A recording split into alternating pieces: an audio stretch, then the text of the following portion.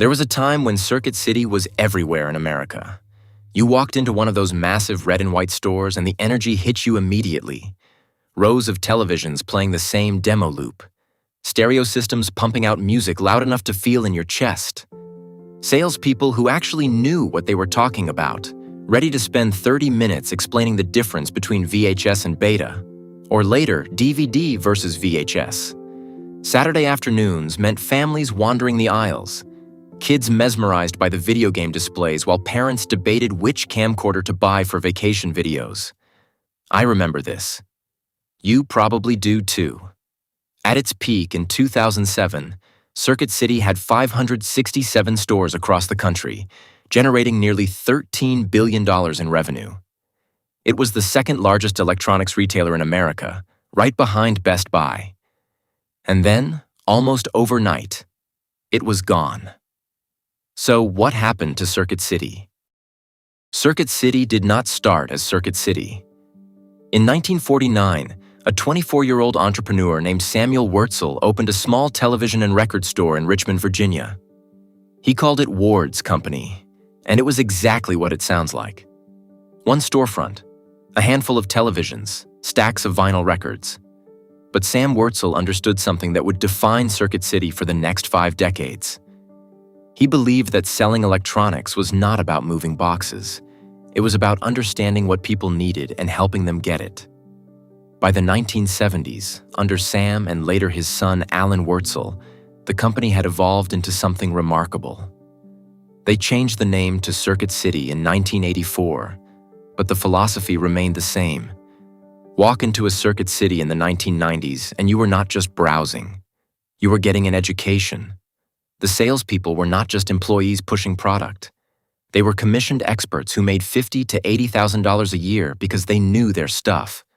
They could tell you which television would work best in your living room, which stereo system would fill your garage workshop with sound, which computer would handle your teenagers' games and your home office needs. This was before the internet made every customer an instant expert.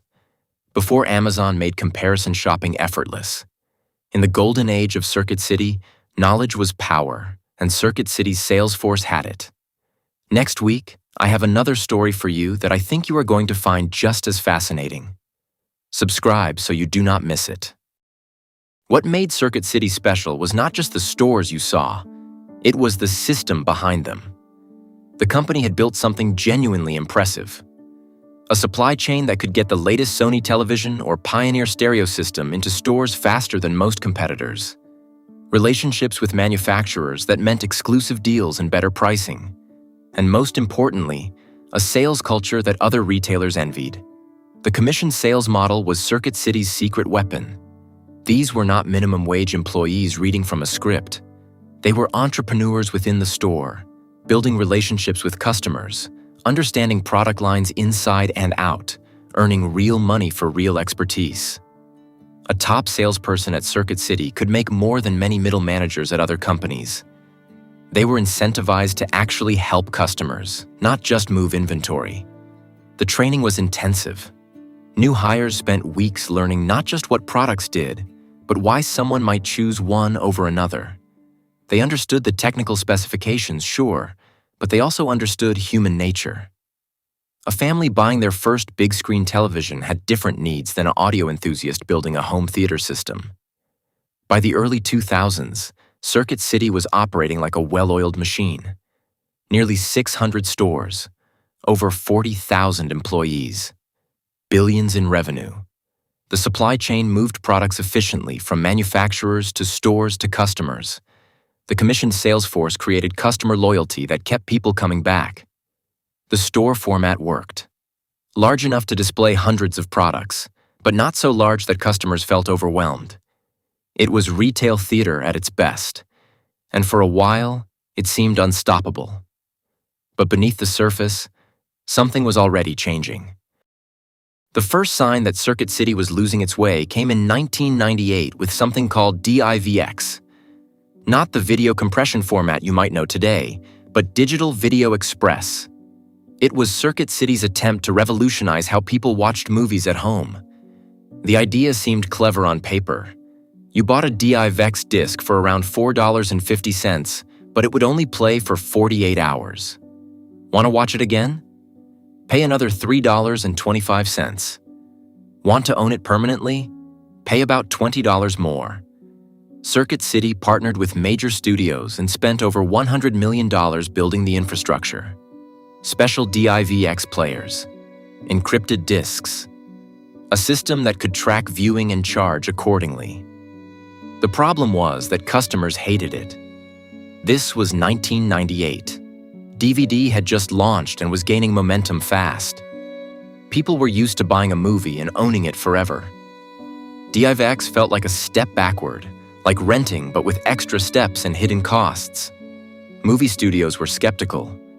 Retailers who were not Circuit City refused to carry DIVX players. Customers rejected the format entirely. After spending an estimated $114 million, Circuit City abandoned DIVX in 1999. It was a spectacular failure that damaged relationships with movie studios and confused customers about what Circuit City actually stood for. But DIVX was just the beginning of Circuit City's strategic confusion. While the company was chasing failed technology ventures, competitors were quietly changing the game. Best Buy, Circuit City's main rival, was investing in something different. They acquired a small computer repair service called Geek Squad in 2002. While Circuit City was focused on selling boxes, Best Buy was building a service ecosystem. They understood that as electronics became more complex, customers would need help setting them up, fixing them, and using them. What nobody knew at the time was that this difference in vision would ultimately determine which company survived. By 2007, Circuit City was in trouble, but the worst decision was yet to come. On March 28, 2007, Circuit City announced it was laying off 3,400 of its highest-paid commissioned sales associates.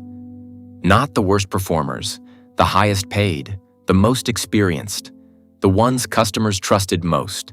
The company called it a restructuring to remain competitive. What it really was the destruction of everything that made Circuit City special. These were salespeople who had been with the company for 10, 15, 20 years. They knew every product in the store. They had relationships with customers who had asked for them by name. They were earning $50,000 to $80,000 a year because they were worth it to the company and to customers. Circuit City replaced them with lower-wage hourly employees who knew little about the products and had no incentive to learn.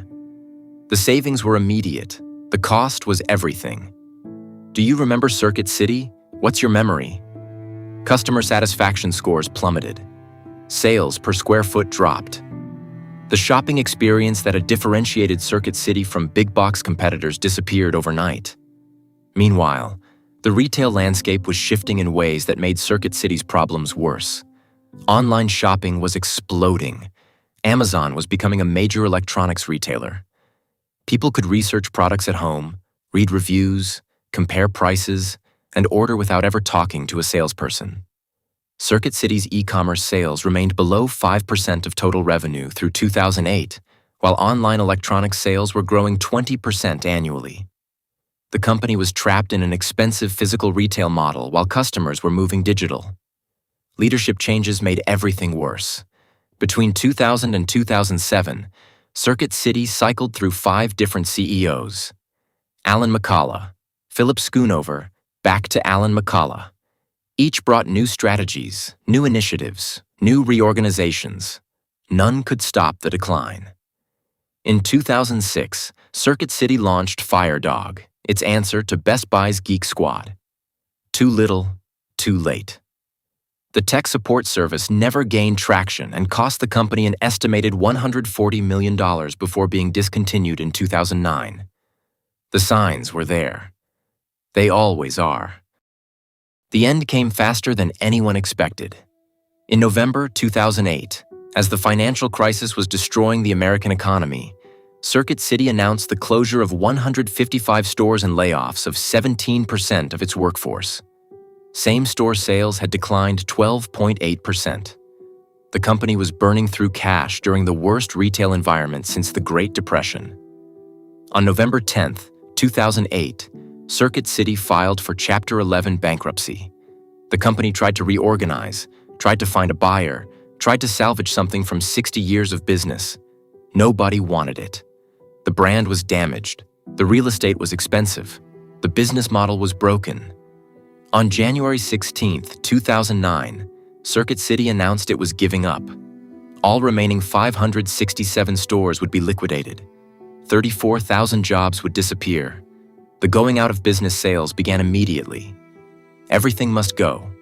50% off. 70% off. Fixtures for sale. The stores that had once showcased the latest technology became clearance warehouses with empty shelves and desperate customers hunting for bargains. Employees who had spent years, sometimes decades, with the company worked their final shifts helping liquidate the inventory they once proudly sold.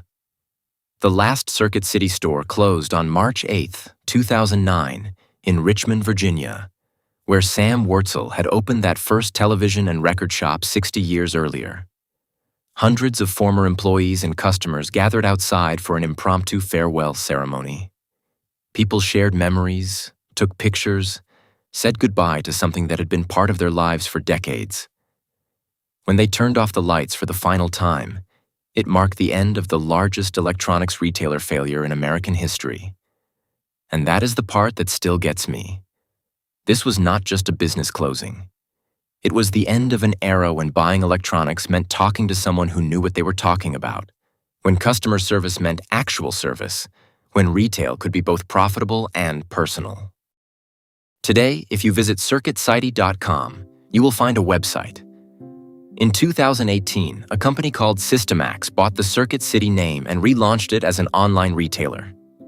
It sells electronics, just like the original, but it captures none of the magic. It is a generic e-commerce site that could be any electronics retailer anywhere. The Circuit City that mattered, the one that employed thousands of knowledgeable salespeople and helped millions of families navigate the bewildering world of consumer electronics, that Circuit City is gone forever. What happened to all those experienced sales associates who got laid off in 2007? Many went to work for Best Buy. Others joined Amazon or started their own tech service businesses. Some left retail entirely. The knowledge they had accumulated, the relationships they had built, the expertise that had made Circuit City special, scattered to the wind. Business schools now use Circuit City as a case study of how short-term cost-cutting can destroy long-term competitive advantages. How firing your best people to save money can be the decision that kills your company. How losing sight of what makes you special can be fatal in a competitive market. Could Circuit City have survived?